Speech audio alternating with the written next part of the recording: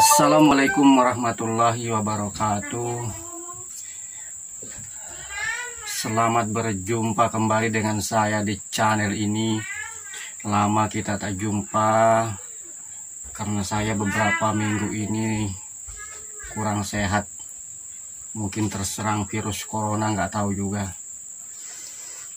Cuman alhamdulillah sekarang sudah sehat dan kembali bisa berjumpa dengan rekan-rekan semua.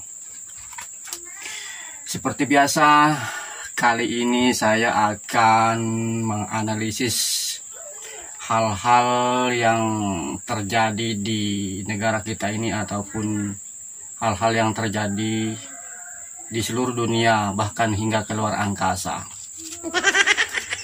Kita tentu kenal sebuah perusahaan besar dunia yang bernama Motorola.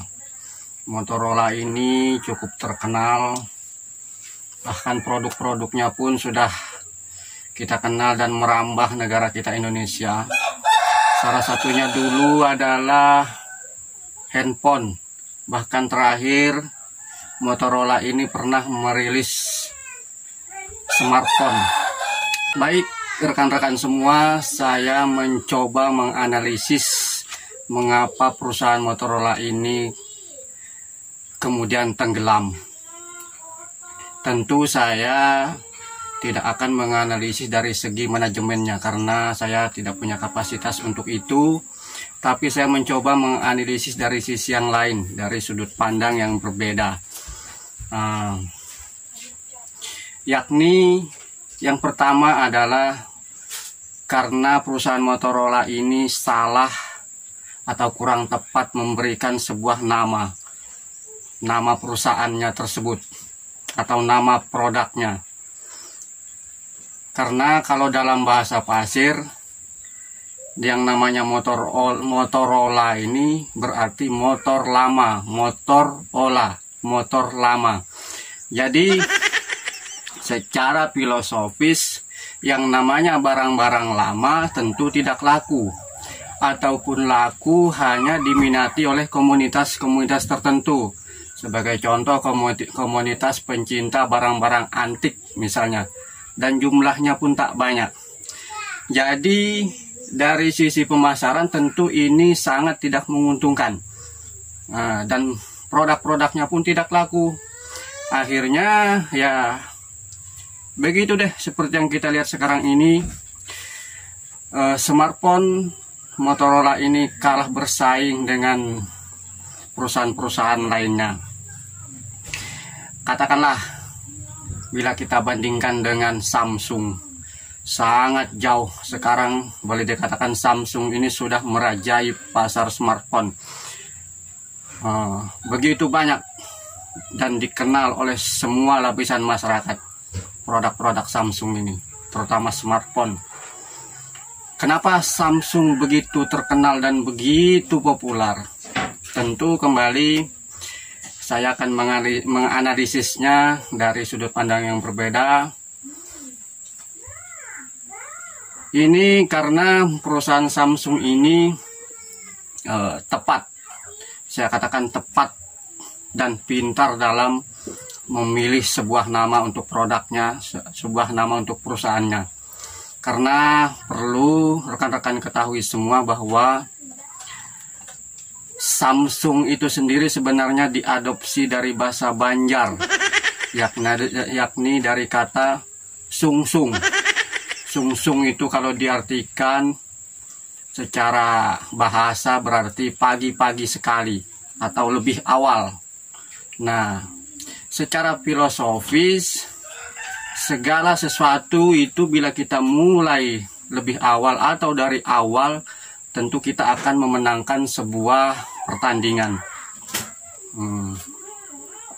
Namun kenapa kemudian kata sungsung ini bisa berubah jadi Samsung seperti sekarang ini?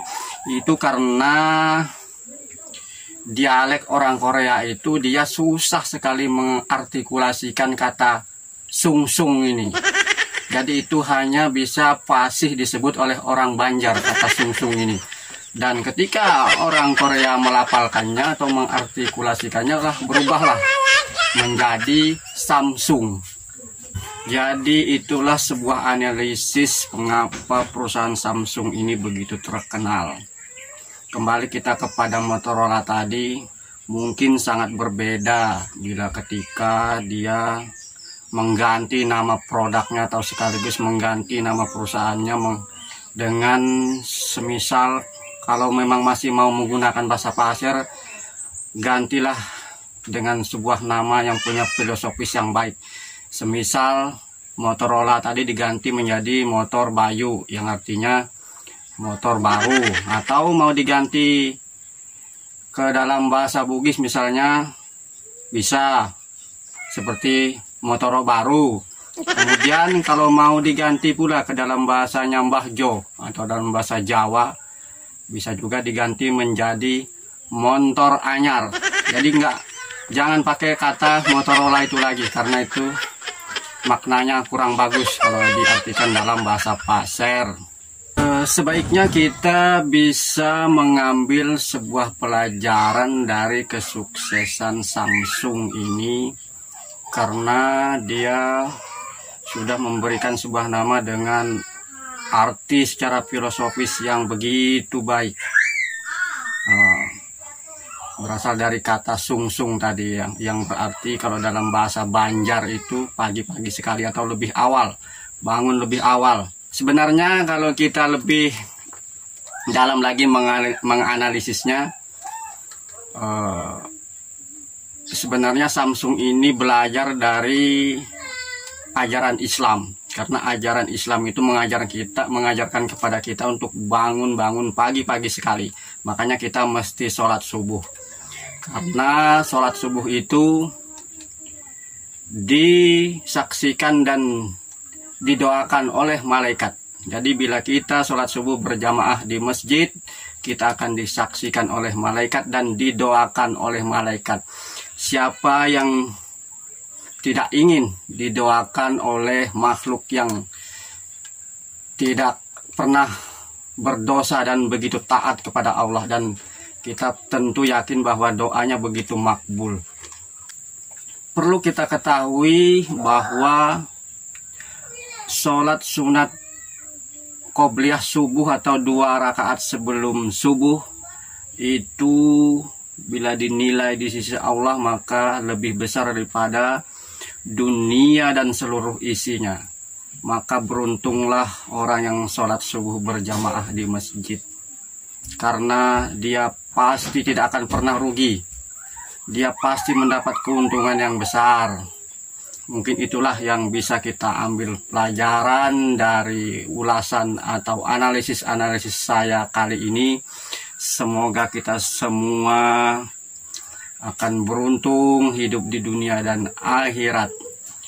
Sekian, sampai jumpa di pertemuan kita berikutnya. Billahi fi sabilil haq wasbikul khairat. Wassalamualaikum warahmatullahi wabarakatuh.